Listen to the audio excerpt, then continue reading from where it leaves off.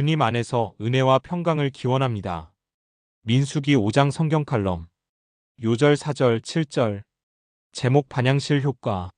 막힌 방 안에서 같은 성향의 말만 하는 사람끼리 계속 같은 말만 주고받으면 어떻게 될까요?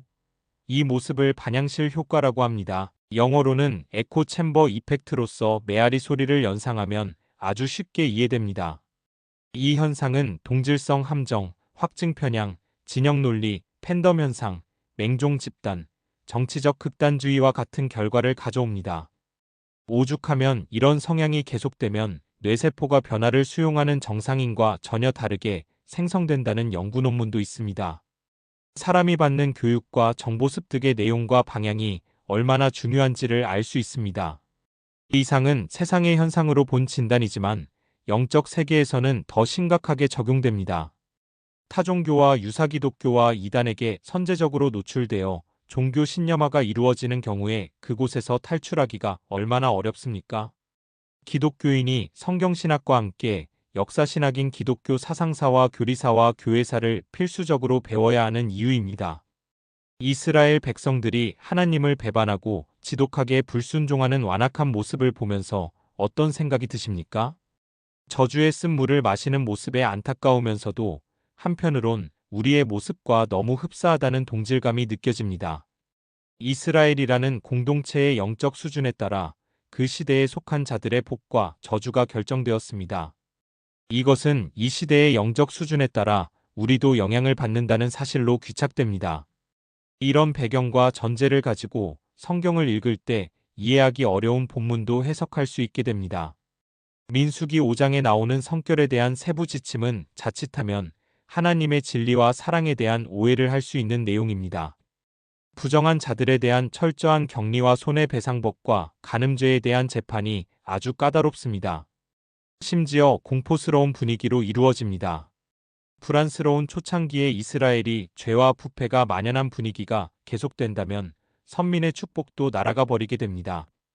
부정한 자들에 대한 격리를 통해 거룩함을 지키고 타인에게 해를 끼치면 반드시 손해와 징벌이 온다는 것을 생활화하고 문화로 정착해야 하는 것입니다. 1절부터 10절.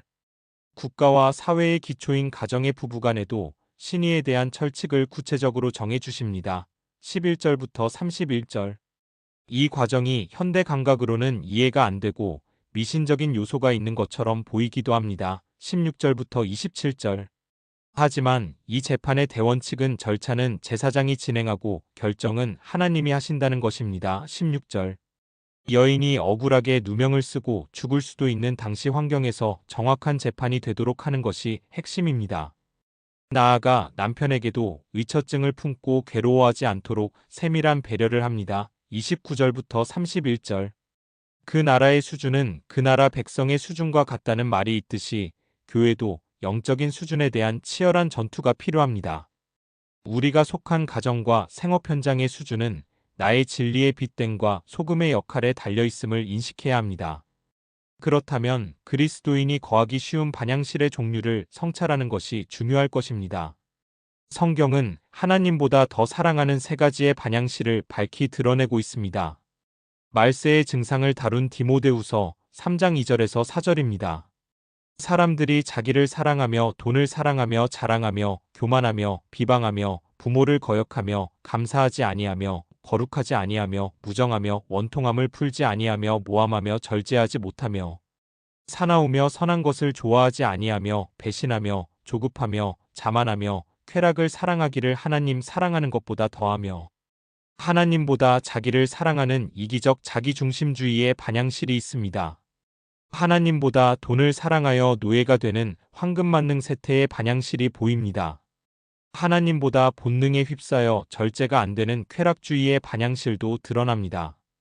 이 세 가지의 반향실에서 계속 거하다 보면 신앙을 잃게 됩니다. 세속의 능력과 매력을 갖춘 이 세 가지를 극복할 수 있는 길은 무엇일까요? 진리의 말씀과 성령의 다스림을 받는 반향실에 들어와서 계속 거해야 합니다. 히브리서 3장 13절에 나오듯이 매일 성경 읽고 교제하는 것이 비결입니다. 나아가 헛된 철학과 무신론적 이념과 국가적 문화관과 이단, 사상 등도 경건한 신앙의 길을 막는 마귀의 반향실입니다.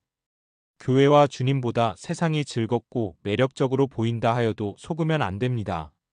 어느새 인본주의에 근거한 육적 신앙으로 뭉개고 있다면 떨치고 일어나야 합니다.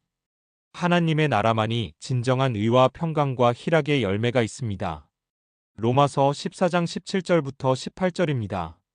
하나님의 나라는 먹는 것과 마시는 것이 아니요 오직 성령 안에 있는 의와 평강과 희락이라. 이로써 그리스도를 섬기는 자는 하나님을 기쁘시게 하며 사람에게도 칭찬을 받느니라. 아멘.